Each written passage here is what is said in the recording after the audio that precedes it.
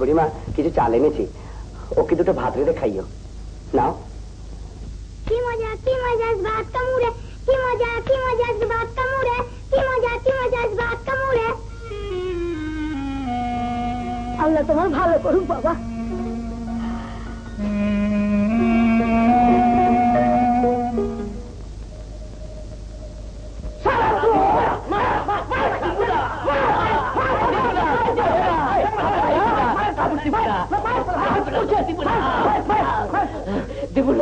লোকে মেরে ফেলবে। আরে স্যার 9 টাকা দিয়ে 22 টাকা দামের খাবার চালিয়ে হাজার দিচ্ছে, খেলা পাইছে। এটার দাম 8-9 টাকা ছাড়া কি হতে পারে? এই তো পরিষ্কার লেখা আছে 16.5 টাকা জোড়া। 16.5 টাকা কাপড় দে। দেব না। আবার নাসুবার লজ্জা নিবারণ করতে পারে না, ঘরে তোর দিয়ে বসে থাকে। আমি বাবুকে কেমনে সহ্য করি?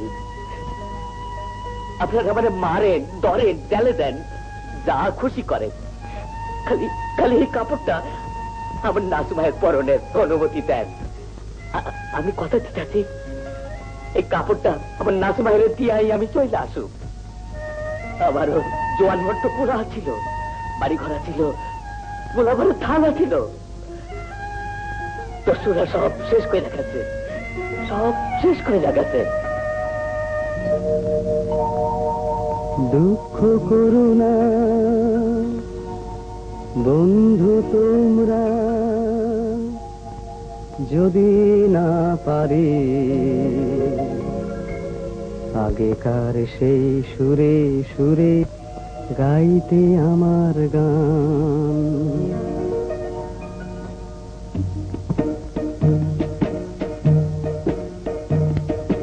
দুঃখ করো না বন্ধু তোমরা, যদি না পারি আগেকার সেই সুরে সুরে গাইতে আমার গান।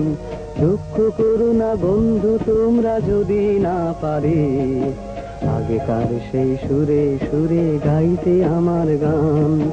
প্রশ্ন করো না হৃদয় জুড়ে এ কোন অভিমান। দুঃখ করো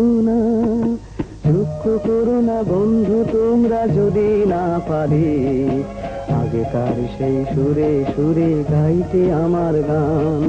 দুঃখ করো না।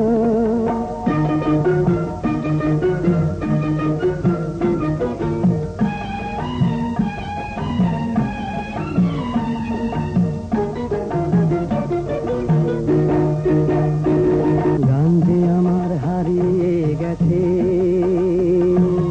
দুঃখী মানুষের ভিড়ে, সুখের সূর্য হারালো যাদের দুঃখের অন্ধকারে। গান যে আমার হারিয়ে গেছে দুঃখী মানুষের ভিড়ে, সুখের সূর্য হারালো যাদের দুঃখের অন্ধকারে।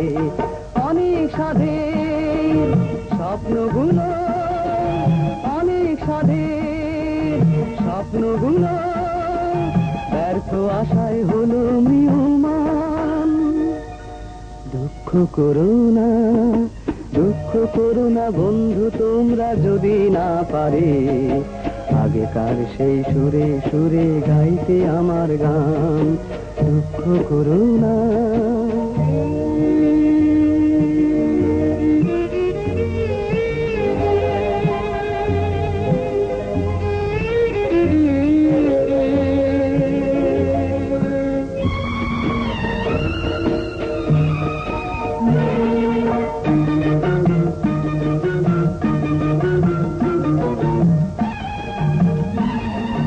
হাজার মনের রক্ত গোলাপ অশ্রু শিশিরে ঝরে, কত প্রান্তর শূন্য বুকের জ্বালা নিয়ে কেঁদে মরে।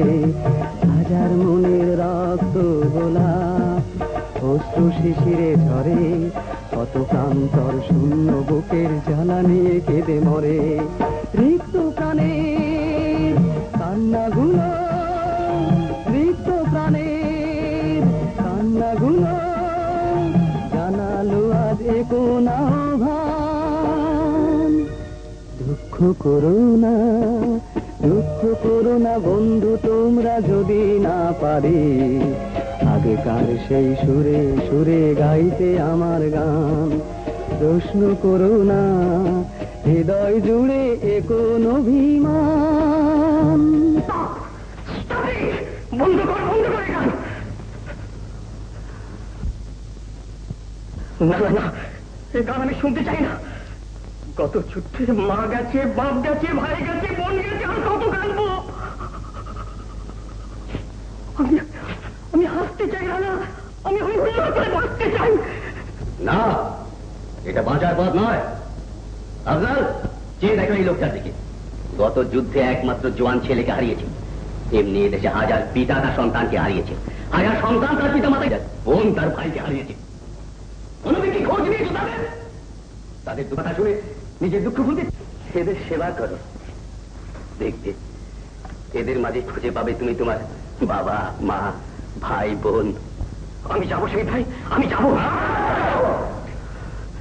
শহীদ ভাই, সেদিন এই মাটিতে দাঁড়িয়ে আমরা প্রতিজ্ঞা করেছিলাম, এই দেশকে আমরা মুক্ত করবই। নতুন করে শপথ করছি, এই দেশকে সোনার বাংলা।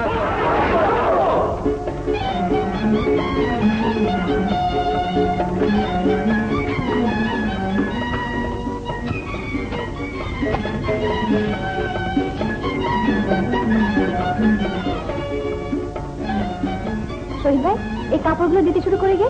হ্যাঁ, দিয়ে দাও।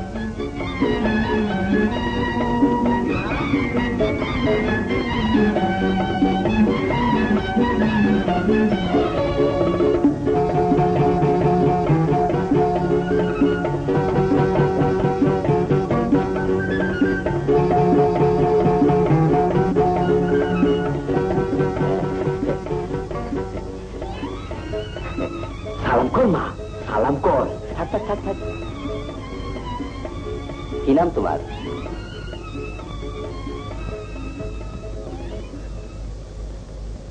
নাসিম আমার কথা কওয়া ভুল লাগেছে স্যার। যেদিন দস্যুর আমার মায়ের সব লুইটা বুঝা নিছে, সেই দিন থেকেও আর কথা কয় না। ওরা আমার সব শেষ করে গেছে। না, শেষ হয়নি। নাসিমা, তুমি একা নও ভাই, তোমার মতো হাজারো বোনের ত্যাগের বিনিময়ে এই স্বাধীনতা এসেছে। তোমাদের কোনোদিন ভুলবো না। দুঃখ করো না নাসিমা, মাথা উঁচু করে দাঁড়াও। এই সমাজে বাঁচার অধিকার তোমারও আছে ভাই। হ্যাঁ রে ভাই। দেখে যা, দেখে যা, আমার নাসিমা কথা কইছে, আমার নাসিমা কথা কইছে।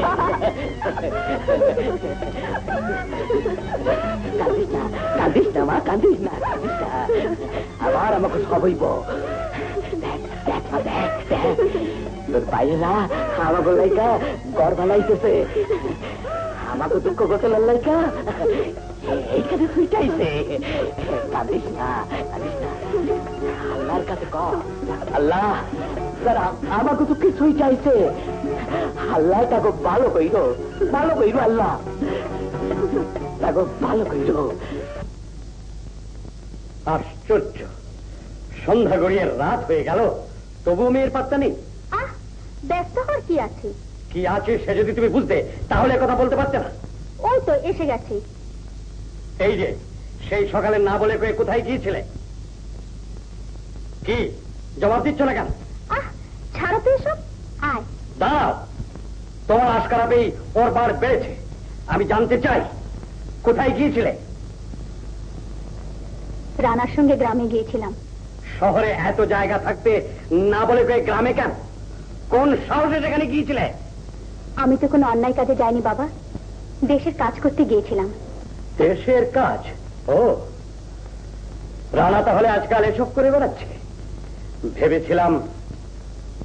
ঠিক আছে, শোনো, ভবিষ্যতে যদি কোনোদিন শুনি ওসব বাজে কাজে গেছো, ফল খুব খারাপ হবে। যাও। শুনলে তোমার মেয়ের কথা? দেশ সেবা করে বেড়াচ্ছে। 100 বার বলেছি ওসব বগাটে ছেলের সঙ্গে যেন না মেশে, কিছুতেই শুনবে না।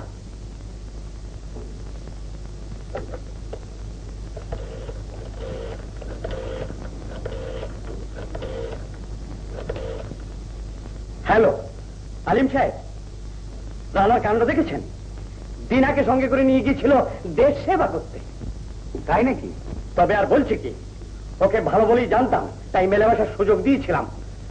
মনে মনে আশা ছিল বাইরে কোথাও পাঠিয়ে দেবো দুজনকে। আর বলবেন না, আমাকে একেবারে জ্বালিয়ে মারলো। কোনো কাজকর্ম করবে না, খালি এইসব বাজে কাজ করে বেড়াবে। ঠিক আছে, ভবিষ্যতে আর যাতে এসব কাজে না যায় সে ব্যবস্থা আমি করছি।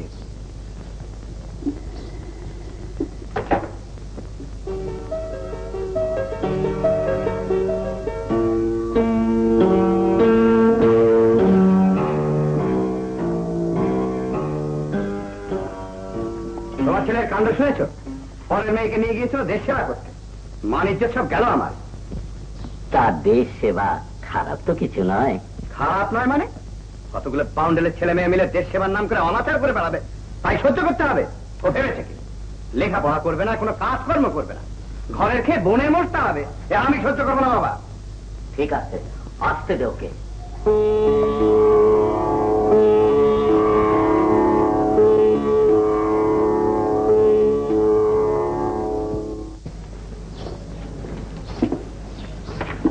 মামা, না বলে কই কোথা ছিল যে দুদিন? বাড়ির সবাই খেপে গেছে। তাই নাকি? চুপচাপ উপরে চলে যাও।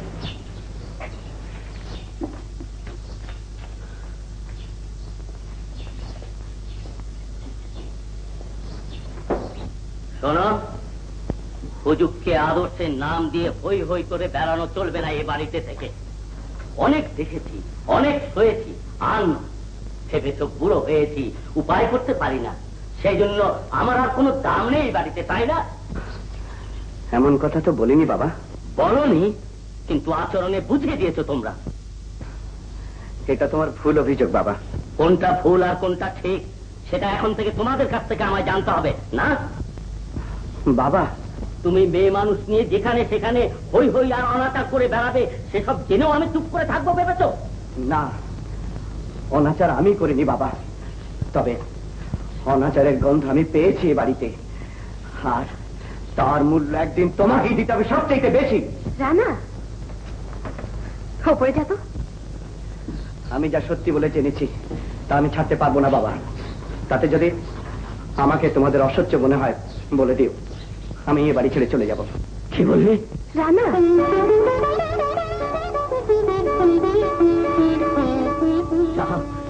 তাই এই বুকের উপর বড় হয়েছি, এখন হাত পা গজিয়েছে। চাবিটা চা, তবে আমি কারো পথ আগলে দাঁড়াবো না। তোরা যদি ভক্তি শ্রদ্ধা দূরে খেলতে পারিস, আমিও পারি দেহ মায়া মমতার গলা টিপে হত্যা করে পাশার হতে। হ্যাঁ, আমিও পারি। বুড়ো মানুষ না হয় দুটো কথা বলেছে, তাই বলে এত বড় কথা বলতে পারলি?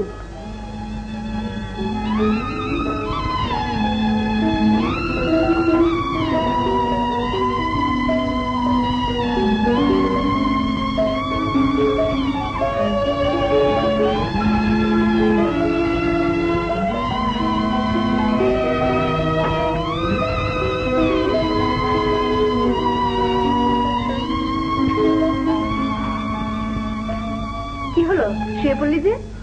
হাত মুখ ধুয়ে খাবি চল। এখন খাবো না ভাবি, শরীরটা ভালো লাগছে না। শরীরের আবার কি হলো? কি রে, তোর যে জ্বর? ও কিচ্ছু না। আলোটা কলেজে গেল, একটা ডাক্তার ডাকলে ভালো হতো। ঘরে দুটো নোবালদিন ছিল, দেখি। মেডিসিন গুলো তো বেচবেনি, শুধু শুধু আমাকে মানা করে লাভ কি? আপনাকে নিয়ে পারা মুশকিল, বলুন কি দর দেবেন? আরে ভাই, দরাদরির কি আছে? আপনার যা কেনা তার উপর 1 লাখ টাকা প্রফিট দিচ্ছি। পাগল হয়েছেন? 1.5 লাখ টাকার মেডিসিনে 1.5 লাখ টাকা প্রফিট দিতে হবে। শুনুন, যদি একটা মাস ঘরে ফেলে রাখতে পারেন 3 লাখ টাকা প্রফিট পাবেন। সারা বাংলাদেশে এসব মেডিসিন মাথা খুললেও পাওয়া যাবে না। তা তো বুঝলাম, ঠিক আছে 25,000 বাড়িয়ে দিচ্ছি, প্লিজ না করবেন না। আরে ভাই, আমাদের কিছু পেটে দিন। আপনাকে নিয়ে বিপদ। আমি ওবেলা আসছি টাকা নিয়ে, আজ রাতে সব ডেলিভারি নেবো।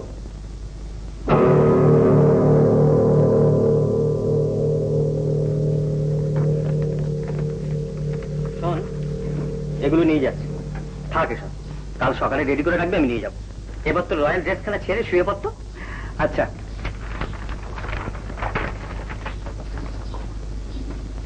মিনা, মিনা তোর ভাবি কোথায় রে? না নিচে বোধ হয়। কি লিখছিস? চোরা কারবারি মুনাফাক, কাজ নেই কম নেই, ঘরে বসে পোস্টার লেখা। কে হয়েছে সব লিখতে? ফের যদি এসব দেখি পিটি লম্বা করবো।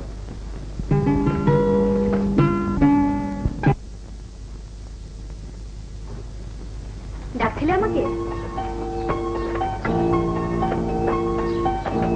এগুলো তুলে রাখো।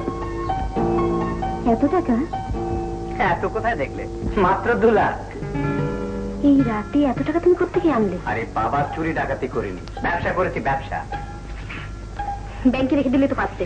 হ্যাঁ, তর্ক করো আমি না। ব্যাংকে যা রাখার আমি রেখেছি, এগুলো রাখা যাবে না। মানে? সব মানের অর্থ খুঁজতে যেও আমি না, যা বলছি তাই করো। না, এত টাকা আমার কাছে রাখতে পারবো না। কি বাজে বকছো? আমি গরিবের মেয়ে, 2 লাখ টাকা একসঙ্গে চোখেও দেখিনি। আমার ভয় করে। তাছাড়া আমি বুঝি না কি এমন ব্যবসা তোমার যে এই রাতে 2 লাখ টাকা নিয়ে তুমি ঘরে এসেছো। মিনা,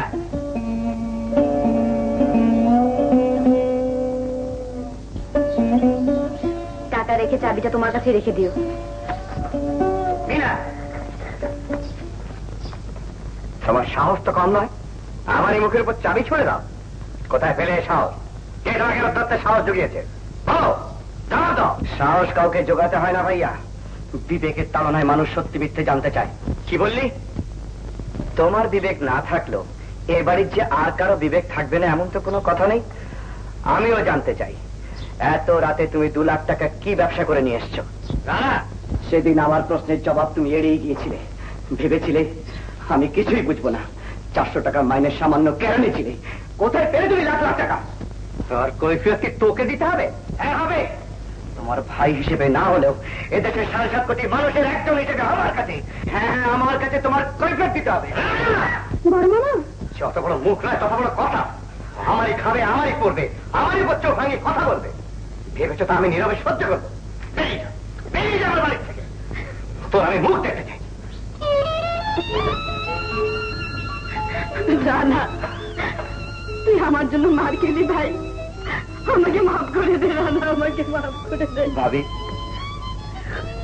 ভাবি আমি চলে যাচ্ছি। ভাবি, যাদের রক্ত চুষে আমার ভাই লাখ লাখ টাকার মালিক হয়েছে তাদের কাছে। হ্যালো,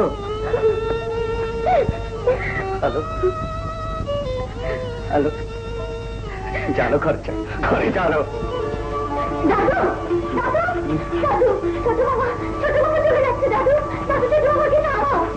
না রানা, না, এই অসুস্থ হয়ে যেতে চাস না রানা, তুই চাস না।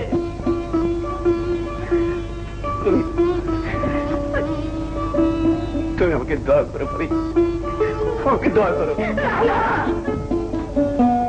কোথায় যাচ্ছিস? বাইরে। এ বাড়ির হাওয়া বিষাক্ত হয়ে উঠেছে, সেই বিষাক্ত হাওয়া থেকে কেউ রেহাই পাবে না। আজ আমি যাচ্ছি, একদিন তোমাকেও যেতে হবে।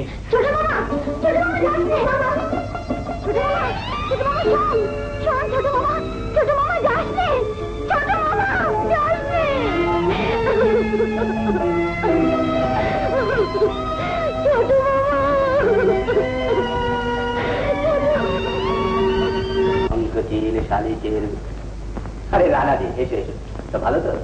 জি। শহীদ, এবার সমস্ত বন্ধন ছিন্ন করে বাড়ির থেকে চলে এলাম। কয়েকদিনের জন্য একটু ঠাঁই দিতে হবে। কদিন কেন, অনন্তকাল থাকো, আমার কোনো আপত্তি নেই। কিন্তু ব্যাপারটা কি বলতো? চাচা যান বকেছেন বুঝি? আরে পাগল, বাবা ভাই থাকলেও তুমি একটু একটু বাঁকাচাকা করেই, তাতে বন্ধন ছিন্ন করতে হবে কেন? বিবেককে হত্যা করে সম্পর্ক রাখা যায় না শহীদ ভাই। ছাড়ো দোষ পাগলামি, চল আমি তোমার সঙ্গে যাচ্ছি। চাচা যান কি বলে আসবো? না, আর তা হয় না শহীদ ভাই। বুঝবে না রানা, শোনো। কেন, কিসের জন্য যাবো বলতে পারো? আমারই ভাই চোরা কারবার করে লাখ লাখ টাকা কামাবে, আর আমি তা চুপ করে দেখবো, কোনো প্রতিবাদ করবো না। শহীদ ভাই, কেন যুদ্ধ করেছি, কেন 30 লক্ষ লোক প্রাণ দিয়েছে, কেন হাজার হাজার মা বোন ইজ্জত দিয়েছে, কেন লক্ষ লক্ষ মানুষ গৃহহারা সর্বহারা, কিসের জন্য, কাদের জন্য? সবই কি ওই সুবিধেবাদীদের সুবিধের জন্য? শহীদ ভাই, আমার ভাই, আমার মায়ের পেটের ভাই। এ কথা শুধু তোর একার নয় রানা,